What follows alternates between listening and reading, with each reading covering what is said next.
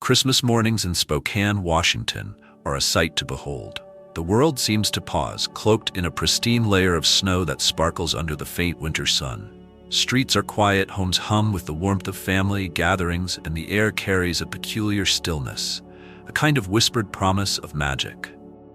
Yet, for one stray cat named Oliver, this Christmas morning would be anything but still. It would become the defining moment of his life, and the lives of others he had yet to meet. Oliver had always been a wanderer, a large, scruffy orange tabby with emerald eyes that seemed far too wise for a stray. He had become something of a fixture in the neighborhood. People often left scraps of food for him on their porches, and children gave him an occasional pat, but he belonged to no one. This independence had served him well through countless cold winters, allowing him to navigate the world on his own terms. But lately, even Oliver had started to feel the ache of loneliness. The cheerful glow of Christmas lights spilling out of homes reminded him of what he didn't have: a warm bed, a family, a place to call his own. The Morrison family lived on the edge of the neighborhood, in a cozy brick house surrounded by snow-laden pine trees. Sarah Morrison, a nurse with a heart as warm as the holiday season, had always adored animals. Her husband Jack, a firefighter, had a gruff exterior, but a soft spot for the vulnerable, especially during Christmas. Together, they had an 8-year-old daughter, Emily, whose infectious laughter could melt the frostiest hearts. Emily had begged her parents for a cat for years, but between Sarah's long shifts at the hospital and Jack's unpredictable schedule, they always put it off, thinking the timing wasn't right. On this particular Christmas morning, the Morrisons were preparing for a quiet holiday at home. The tree was adorned with ornaments Emily had made over the years, and the smell of cinnamon rolls wafted through the air. Yet something about this Christmas felt incomplete. Sarah, sipping her coffee by the window, stared out at the snow-covered yard, feeling a strange unease she couldn't quite place. Across the neighborhood, Oliver prowled through the snowy streets, his breath puffing out in small clouds. Hunger gnawed at his stomach, but he was used to that. His paws left delicate prints in the snow as he trotted along, following a faint scent that tugged at his instincts. It wasn't food, nor was it the scent of another animal. It was something unfamiliar, something fragile. The scent led him to a small park on the outskirts of the neighborhood. The swings hung motionless, their chains frosted with ice. The snow crunched softly beneath Oliver's paws as he moved closer to a bench at the far end of the park. At first, he thought it was a bundle of discarded clothing someone had left behind. But as he approached, he froze. The bundle moved. A soft, pitiful cry pierced the silence of the morning, a sound so faint it could have easily been swallowed by the wind. Oliver's ears twitched, his body going rigid with attention. His sharp eyes locked onto the bundle, and for a moment, he hesitated. Then, propelled by something deeper than instinct, he padded closer. Curled up in the snow was a baby, no older than a few weeks. The infant was wrapped in a thin, threadbare blanket that offered little protection against the biting cold. Tiny fists flailed weakly, and the baby's cries were hoarse, as though it had been crying for hours. Oliver's nose twitched as he sniffed the child, his warm breath misting in the icy air. The baby's face was pale, its lips tinged with blue. It wouldn't survive much longer in the freezing temperatures. Oliver let out a low, guttural sound, a mix between a growl and a yowl, as if trying to call for help. When no one came, he circled the baby, nudging the blanket with his nose, his tail flicking anxiously. He glanced back toward the houses in the distance, his green eyes narrowing. Somehow, Oliver seemed to understand that this wasn't just a matter of survival. It was a matter of time. The park was deserted, and no one was coming to the baby's rescue. If Oliver didn't act, the child wouldn't make it to see the end of Christmas Day.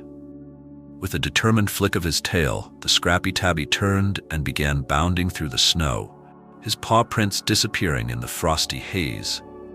He ran toward the only place he could think of, the Morrison house.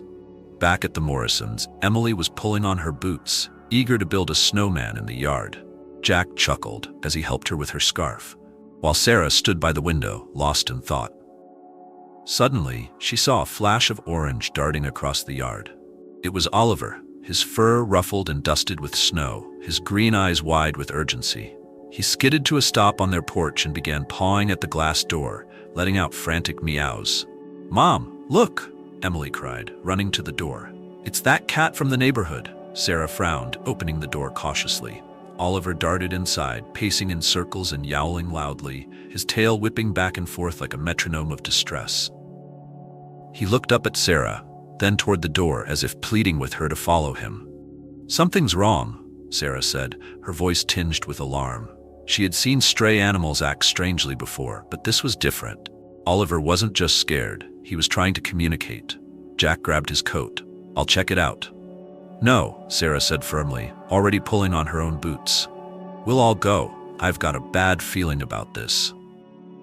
With Oliver leading the way, the Morrisons stepped out into the cold, unaware that they were about to stumble upon a Christmas miracle that would forever change their lives, and Oliver's. The Morrisons hurried after Oliver, their boots crunching through the freshly fallen snow. The tabby darted ahead, stopping every few feet to look back at them, his green eyes gleaming with urgency. Emily struggled to keep up, her small legs wading through the deep drifts, but the sense of excitement and worry kept her moving. Sarah clutched her scarf tightly around her neck, her heart pounding with a mix of confusion and dread. She couldn't explain it, but she felt it deep in her gut. Oliver wasn't leading them on a wild chase. This was important. Jack, carrying a flashlight in one hand, shone it through the shadows of the park as they approached. "Where is he taking us?" he muttered, his breath fogging in the frigid air. Oliver finally came to a halt near the bench at the far end of the park. He stood beside the bundle of cloth, his tail swishing as he let out another low yowl, a sound that sent shivers down Sarah's spine. The Morrisons hesitated for a moment, their eyes darting between the cat and the snow-covered bench. Then, Sarah stepped forward, her hand pressed to her chest as if bracing for something unthinkable. "What is it?" Emily whispered, her voice small in the vast snowy silence. Sarah crouched down, and the world seemed to slow. At first, she wasn't sure what she was looking at. The bundle was so still, so quiet, it could have been mistaken for a pile of discarded rags. But then she heard it, a faint, trembling whimper. She gasped, her hands flying to her mouth. "Oh my God," she whispered. "It's a baby." Jack's face went pale. "What?" "It's a baby," Sarah cried, reaching for the bundle. Her hands trembled as she gently pulled back the thin blanket, revealing the tiny, frostbitten face beneath. The baby's cheeks were pale, its lips tinged blue. It was far too cold, its fragile body shivering with what little strength it had left. Sarah's instincts as a nurse kicked in immediately. "Jack, we need to get this baby inside now," she shouted, wrapping the child tightly in her own coat. "It's hypothermic, if we don't warm it up soon." Her voice cracked, the thought too horrifying to finish. Emily stared wide-eyed at the scene, clutching her father's leg. "Who left a baby out here?" she asked, her voice shaking. Jack shook his head, his jaw tight. "I don't know," he said, his voice rough. "But whoever did, they just left it to die." As they rushed back toward the house, Oliver followed close behind, his emerald eyes never leaving the bundle in Sarah's arms. It was as if he understood the gravity of the situation, his usual carefree demeanor replaced by a laser-sharp focus. Back at the Morrison house, Sarah sprang into action. She laid the baby on the couch near the fireplace, carefully removing the wet, frozen blanket and replacing it with layers of warm towels. "Emily, bring me another blanket." "Jack, call 911, she barked, her hands moving with precision as she checked the baby's pulse and breathing. The child's cries were faint, barely more than whispers, but they were a good sign. Sarah knew it meant the baby still had fight left in it. She cradled the tiny body against her chest, trying to share her own warmth as the fire crackled nearby. Tears pricked her eyes as she looked down at the baby's face. "How could someone do this?" she murmured. "How could anyone abandon a child like this?" Jack was on the phone with emergency services, his voice tense. "Yes, we found an infant. It's hypothermic, but my wife's a nurse. She's stabilizing it for now. Please hurry." Emily sat cross-legged on the floor, clutching Oliver tightly. "The baby's going to be okay, right?" she asked, her voice trembling. Sarah looked up, her eyes softening as she met her daughter's gaze. "We're going to do everything we can, sweetheart," she said. "But we have to keep it warm and wait for the paramedics to get here." Oliver, still nestled in Emily's lap, let out a soft purr. It was the first sound of comfort anyone had heard since the ordeal began, and it seemed to lighten the room just a little. Emily hugged him closer, whispering, "You're a hero, Oliver. You found the baby. You saved it." The minutes stretched on like hours, each second feeling like a lifetime. Sarah kept checking the baby's vitals, her mind racing with all the possibilities: frostbite, organ failure, hypothermia. She had seen cases like this before at the hospital, and she knew how critical every moment was. Finally, the wail of sirens broke through the quiet of the neighborhood. Jack ran to the door, throwing it open as the paramedics rushed inside. They worked quickly, assessing the baby's condition and preparing to transport it to the nearest hospital. "You did good," one of the paramedics said to Sarah as they carefully lifted the baby onto a stretcher. "You probably saved its life." Sarah nodded, her throat tight. "We couldn't have done it without him," she said, glancing down at Oliver. The cat sat calmly by the fire, licking his paw as if this were all in a day's work. As the ambulance pulled away, taking the baby to safety, the house fell quiet again. The fire crackled softly, casting a warm glow over the room. Sarah sank into the couch, exhausted, while Emily curled up beside her, still clutching Oliver. "Do you think the baby will be okay?" Emily asked, her voice barely above a whisper. "I think so," Sarah said, brushing a hand through her daughter's hair. "Thanks to Oliver." Emily looked down at the cat, her eyes shining with admiration. "I told you we needed a cat," she said, her voice breaking into a small, hopeful laugh. Jack chuckled, sitting down beside them. "I think Oliver just proved his point," he said, scratching the cat behind the ears. But even as warmth and relief began to seep back into their hearts, questions lingered. Who had abandoned the baby? And why? They didn't know it yet, but this miraculous morning was only the beginning of a journey that would change their family and Oliver in ways they couldn't yet imagine. The days that followed were a whirlwind for the Morrison family. The baby, now under the care of the hospital's neonatal unit, had narrowly escaped death. Doctors confirmed that Sarah's quick actions had prevented serious complications, and though the child was weak, it was recovering steadily. News of the incredible rescue spread quickly through the small Spokane community. Local reporters showed up at the park and the Morrisons' home, eager to tell the story of a stray cat turned hero. Oliver, unaware of his newfound fame, took to lounging by the fireplace as though he had always belonged there. He had earned his place in the family's hearts, but there was something deeper in the way he seemed to watch over Emily. He often slept at her feet, his purring a steady lullaby, and followed her from room to room with a quiet vigilance. Despite the miracle of the baby's survival, questions haunted the Morrisons. Why had the baby been abandoned, and who was responsible? Jack couldn't let it go. As a firefighter, he had seen his share of tragedies, but this felt different. It wasn't just the act of abandonment, it was the cruel indifference of leaving a helpless child in the freezing cold. One afternoon, while Sarah was at the hospital checking on the baby, Jack sat at the kitchen table with a cup of coffee, staring at a map of the neighborhood. Emily sat beside him, coloring in a book with Oliver sprawled on the table next to her. "What are you doing, Dad?" she asked, glancing up at the map. "Trying to figure out where the baby came from," Jack said. He pointed to the park. "This is where we found it, but someone had to carry it there. Maybe they came from one of these streets nearby." Emily frowned, her crayon hovering over the page. Why would someone leave a baby in the snow? Jack hesitated, struggling for an answer. "I don't know, sweetheart," he said finally. "Maybe they were scared or didn't know what to do. But it wasn't right." Emily looked down at Oliver, who was batting at her crayon with a paw. "Oliver knew what to do," she said softly. Jack smiled faintly, reaching over to scratch the cat behind the ears. "Yeah, he did. He's got more sense than most people." Later that evening, Sarah came home with an update. "The baby's doing much better," she said, shedding her coat as she walked into the living room. "The doctors think it'll be strong enough to leave the hospital in a few days, but there's still no word on who the parents are." "No one's come forward?" Jack asked, his brows furrowing. Sarah shook her head. "The police are investigating, but so far, nothing.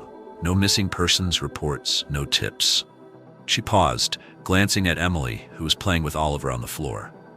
"It's heartbreaking, really. The baby doesn't even have a name." Emily perked up at that. It doesn't have a name? She asked, her eyes wide. Sarah shook her head. Not yet. The nurses are just calling it baby dough. Emily frowned, scooping Oliver into her lap. That's sad. Everyone should have a name. Well, Jack said, glancing at Sarah, maybe you can help. What would you name the baby?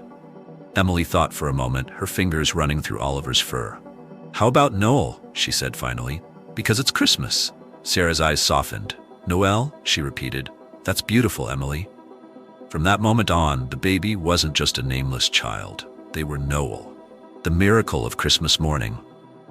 And though Noel was still at the hospital, the Morrisons couldn't help but feel a growing attachment.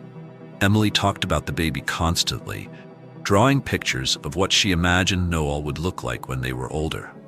Jack, though outwardly stoic, found himself thinking about Noel during quiet moments at work. And Sarah, who had cradled the baby's fragile body in those first terrifying minutes, felt a tug in her heart she couldn't ignore.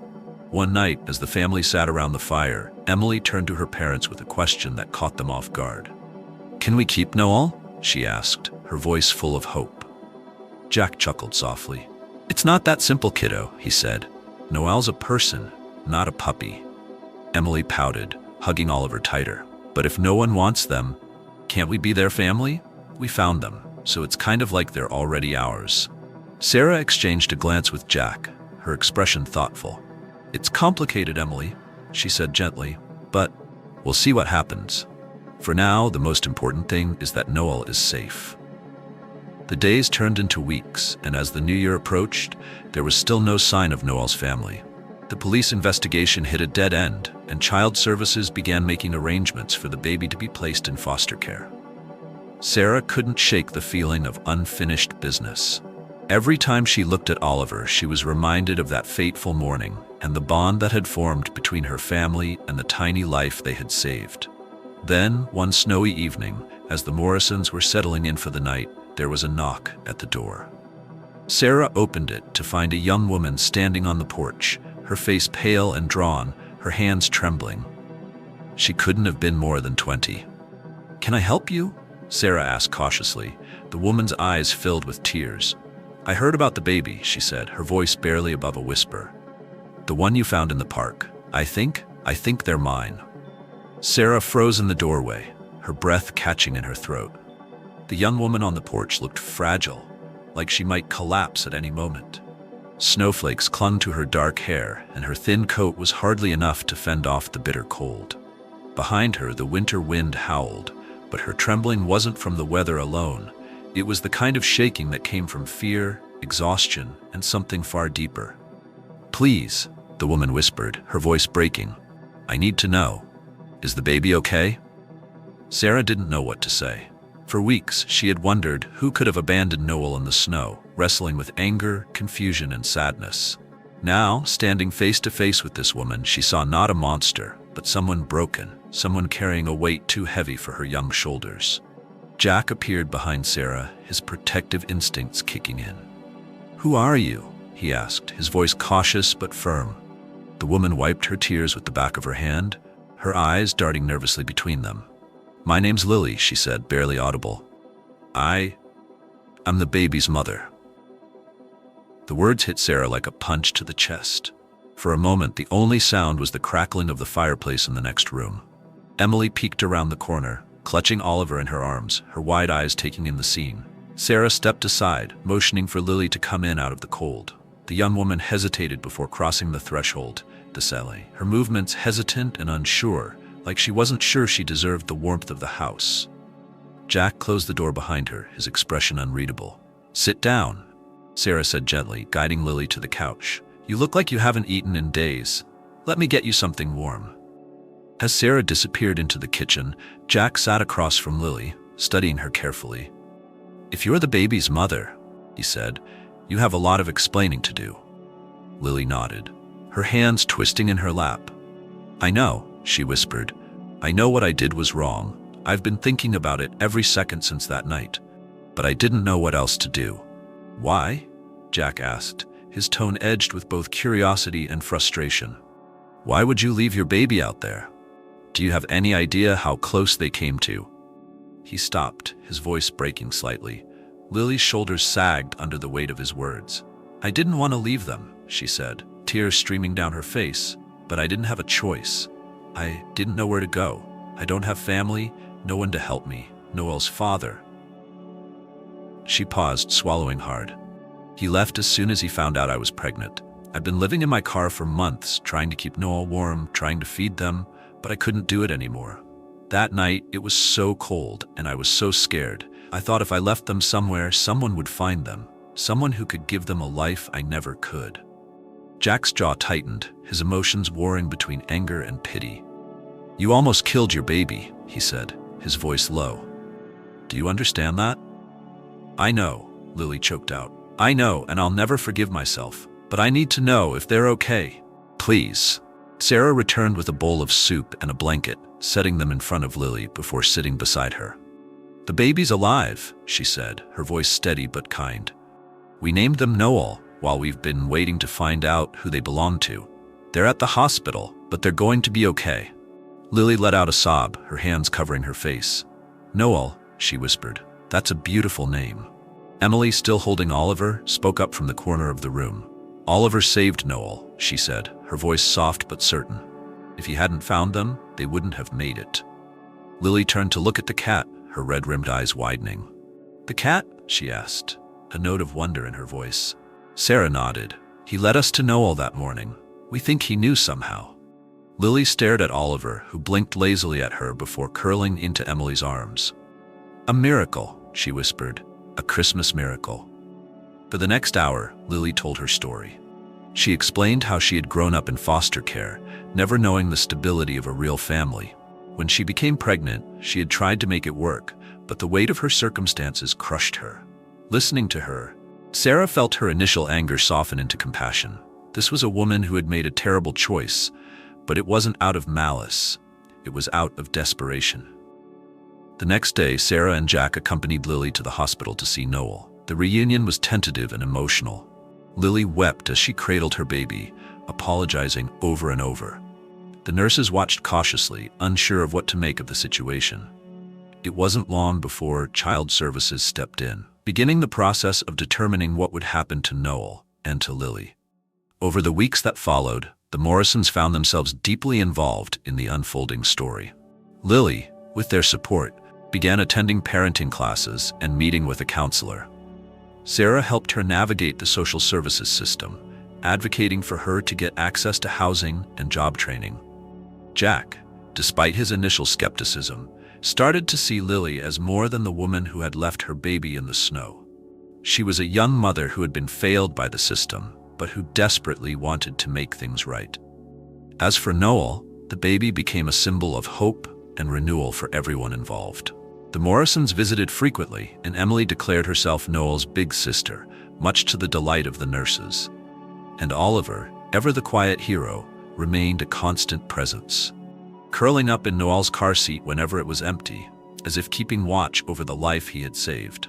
Months later, on a bright spring day, Lily stood in the doorway of the Morrison home, holding Noel in her arms. She had just moved into her own small apartment, thanks to a local housing program, and was preparing to start a new job. But before she left, she wanted to say thank you. "I don't know what would have happened if you hadn't found Noel," she said, her voice trembling. "You didn't just save my baby, you saved me." Sarah hugged her tightly. "You're part of our family now," she said, "and you always will be." As Lily walked away, Noel cooing softly in her arms, Oliver watched from the windowsill. Emily scratched behind his ears, smiling. "See, Oliver," she whispered, "you're not just a stray anymore. You're our guardian angel." And for the first time, Oliver purred, not just for the warmth of the house or the love of the family, but for the peace of knowing he had truly found his place in the world. Spring gave way to summer, and the once frigid park where Oliver had found Noel now bloomed with vibrant flowers. The story of the Christmas miracle had become a cherished memory, one that the Morrisons would carry with them forever. The small house at the edge of the neighborhood had grown warmer in ways beyond the seasons. It now held a story of love, resilience, and the power of second chances. Lily visited often with Noel, who had grown into a bright-eyed, curious baby. Every visit felt like a celebration, a reminder of how far they had all come. Emily loved nothing more than playing with Noel, making them laugh with silly faces and tickles. And Oliver, ever watchful, often perched near the baby, as if still standing guard over the life he had fought to save. One evening, as the family sat on the porch watching the sunset, Emily looked up at her parents with a serious expression. "Do you think Oliver knew what would happen that day?" she asked. "Like, did he know he was saving Noel?" Sarah smiled, reaching over to stroke the cat's soft fur. "Maybe," she said. "Animals have a way of understanding things we can't explain. But whether he knew or not, he chose to help, and that's what matters." Jack nodded. "He reminded us of what it means to care for someone. Even when it's hard, that's what makes him a hero." Emily grinned, hugging Oliver tightly. "He's the best cat in the whole world." As the sun dipped below the horizon, casting a golden glow over the yard, Sarah felt a deep sense of peace. Life wasn't perfect. It never would be. But it was full of love, second chances, and the quiet miracles that come when we least expect them. And at the center of it all was an orange tabby who had brought them together in ways they could never have imagined. Looking at Oliver, nowsing contentedly in Emily's lap, Sarah whispered, "You may have started as a stray, but you found your family, and we found ours."